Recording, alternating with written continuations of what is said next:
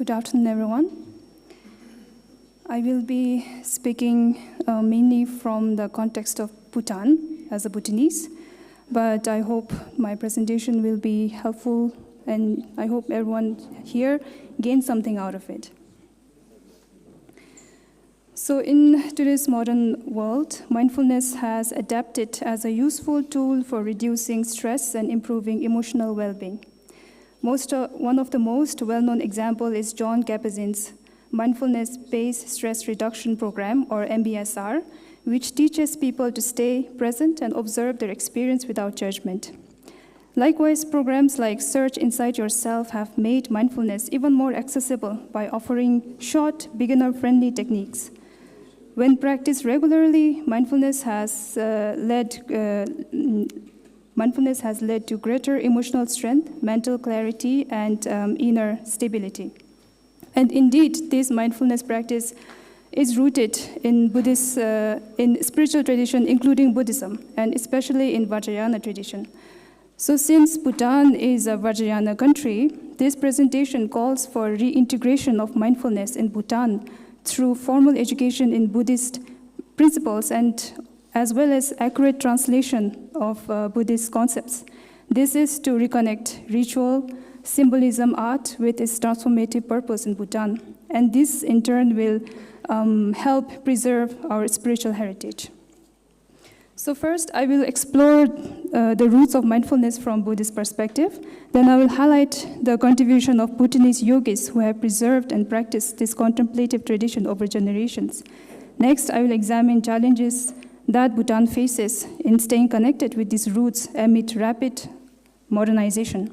Finally, I will discuss why preserving Bhutan's contemplative heritage is essential, not only for representing nation authentically on the world stage, but also for generating true, long-lasting inner transformation.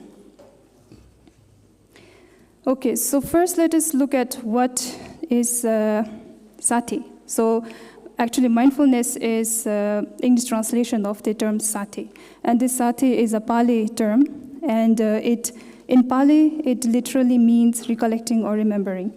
However, to impose this literal meaning to this term sati in the context of meditation is misleading because, as Bhikkhu Bodhi mentions, the term sati or its meaning depends on the functional role in meditation and lived experience. Likewise, Bhikkhu Analayo says sati is not a recollection or remembering, but instead it's a quality that enhances memory. Likewise, Schulman says it's instead of recollection or remembering, it's a pre-collection, a dynamic process where past teachings inform present experience. So this sati, the practice of mindfulness, as translated in English, it's extensively explained in the early Buddhist sutras called Satipatthana Sutra, as well as Anapanasati Sutra. So I encourage you all to look at those sutras for more detailed explanation. So here in Satipatthana Sutra, it talks about the mindfulness based on four: the body, feeling, mind, and mental objects. And in Satipatthana Sutra, it's also mentioned, it kind of says that when we practice mindfulness, we do not have to focus exclusively on a single object, but rather one primary object can remain central while others present in the background or peripheral awareness. So for instance, if central object is breathing, then arising of thoughts, bodily sensation can be in the back of the mind. So having looked at the sati from early Buddhist tradition, let us look at mindfulness in Mahamudra and Dzogchen tradition. So here then the mindfulness is non-conceptual mode of awareness. This non-conceptuality refers to a vivid, clear, and non-judgmental awareness that is free from discursive thoughts. However, John Doon notes that while Mahamudra mindfulness is effortless, open awareness, transcending ethical discernment, it does not arise in vacuum. It is embedded within a rigorous structure of preliminary practices, which we call ngondro, ethical discipline, and philosophical study. So this non-dual mindfulness is the aim. It's the culmination of the practice. In other words, it itself is the Mahamudra. So now let's look at mindfulness rooted in Bhutan, in yogic tradition. So there are many, many great yogis in Bhutan, and one of the yogis is Lama Nelcherpa, and he lived in eastern Bhutan. So he emphasized Mahamudra-style shamatha, a practice that begins with using various objects as support for meditation and gradually progresses to signless shamatha, where the mind itself becomes the focus.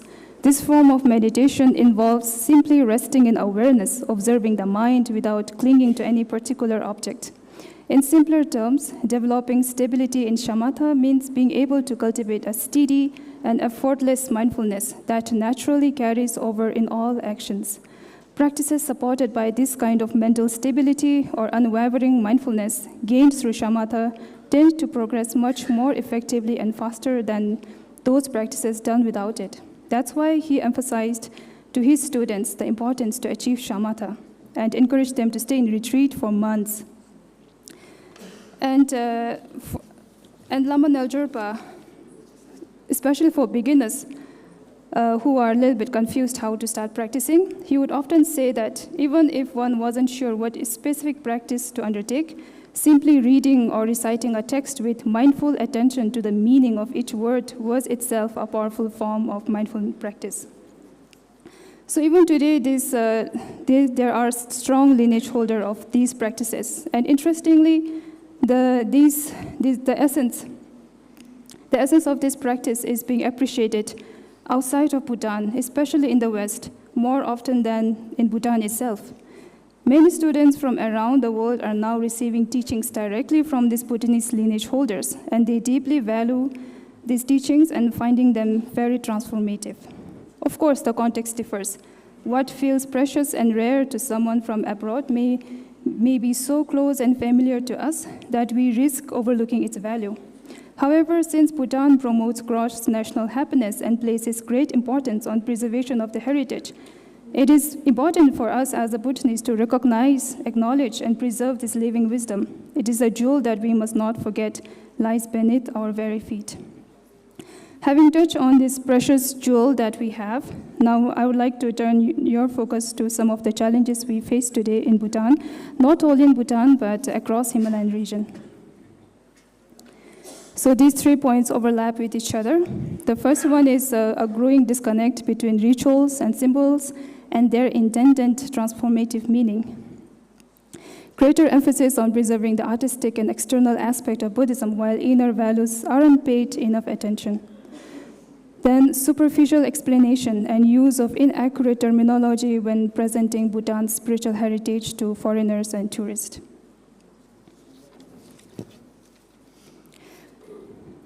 Well, rituals are central to Bhutanese Buddhist culture, but their true power lies in personal connection and relating them to our own experience and to reshape our thinking.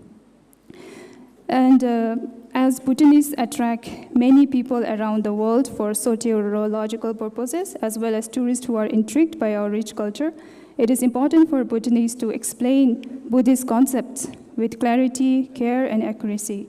Therefore, we must be mindful in avoiding terms that can misinterpret the idea. I want to give a few examples, the terms that we must avoid when translating Buddhist concepts. First of one is God. So, Sangye, Buddha is not a god. In Buddhism, there's no so-called creator, one agent, independent. So that's why when we say Sangye, just say Buddha or awakened one. And for the deity, we can say, for the Yidam, we can say deity, but not God. Then next one is for Chiwa Mepa. We often hear it translated as eternity. But again, this is mistranslation because Buddhists reject this idea of two extremes, eternalism and nihilism.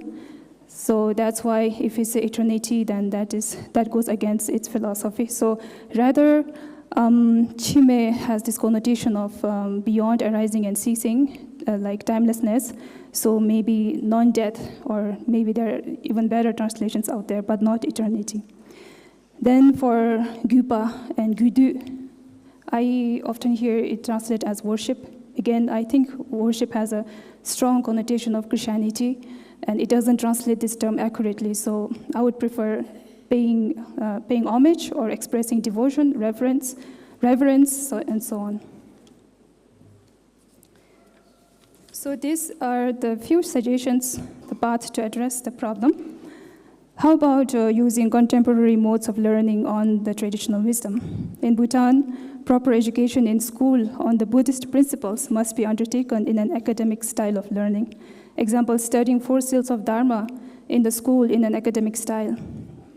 Then, however, we should not think of it as a doctrinal imposition, but as a vital foundation for Bhutanese to understand their own cultural and historical roots. Then providing proper training in key Buddhist concepts and terminology to those who serve as mediators of Bhutan's spiritual heritage, such as tour guides and etc. So now my conclusion. Mindfulness is now popular for dealing with modern problems, but it originally also comes from early Buddhist tradition.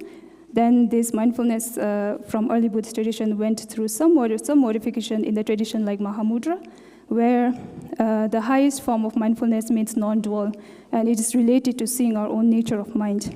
Bhutan, as a Vajrayana country, holds a unique position where mindfulness is already interwoven into our daily lives.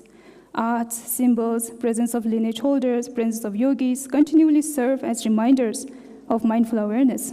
For Bhutanese, mindfulness should not be just a technique, it should be a way of life.